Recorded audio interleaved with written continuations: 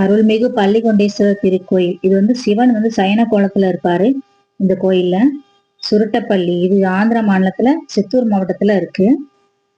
வழக்கமா நம்ம எல்லா கோயிலையும் விஷ்ணு கோயில்ல விஷ்ணு பள்ளிகொண்ட நிலையில் நாம் பார்த்திருப்போம். ஆனா இங்க சிவபெருமான் சர்வ மங்களாம்பிகையின் மடியில் தலை வைத்து 4 கரங்களுடன் ஆழகால விஷத்தின் மயக்கத்தில் சிவனார் சயன கோலத்தில் இங்கு அருள்பாலிக்கிறார்.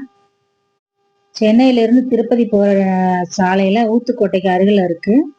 சென்னைக்கு வடக்கே பக்கத்துல 55 கிலோமீட்டர் தொலைவில் இருக்கு.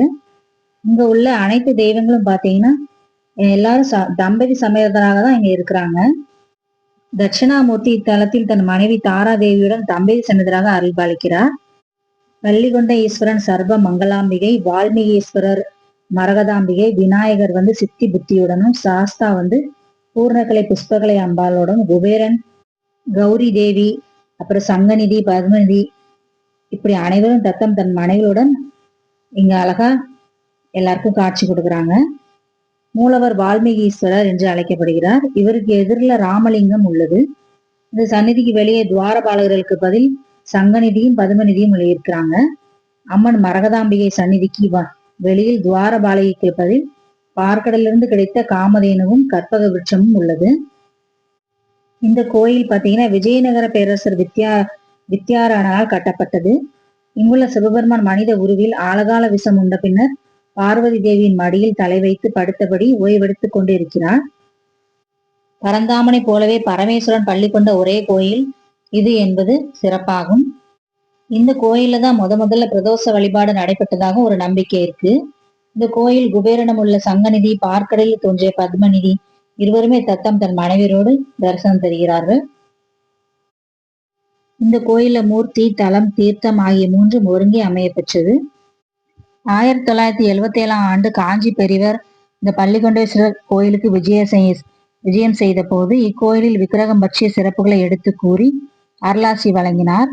பள்ளி கொண்டிருக்கும் பரமேஸ்வரனின் திருவுருவம் அபூர்வம் என்றும் தாம் கண்ட கண்கொள்ளா காட்சியை அனைவரும் கண்டு தரிசிக்க வேண்டும் அப்படிங்கிறதுக்காக அனுகிரகம் செய்தார். சுருட்டப்பள்ளி கோயிலில் 15 நாட்கள் தங்கி தியானித்து தவம் இருந்தார்.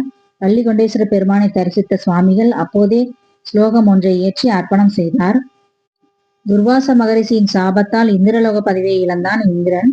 அசுரர்கள் இந்திரரின் ராஜ்யத்தை பிடித்தார்கள். இழந்த பதவியை பெற வேண்டுமானால் பார்க்கடலை கடைந்து அமுதம் உண்டு பலம் பெற வேண்டும் என்று தேவகுரு பிரகஸ்பதி கூறினார்.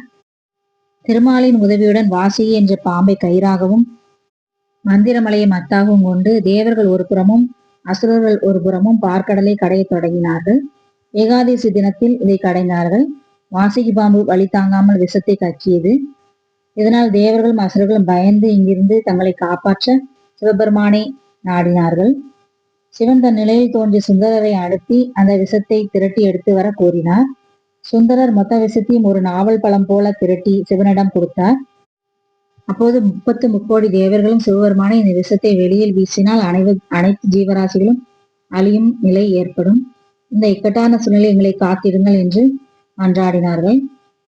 இதனால் சிவபெருமான் உலக மக்களை காப்பாற்ற விஷத்தை விழுங்கினார். இதை கண்டு பயந்த பார்வதி தேவி சிவனை தன் மடியில் கிடத்தி அவரது வாயிலிருந்த விஷம் கழுத்தினை விட்டு செல்லாதவாறு கையை வைத்து அழுத்தினார்கள்.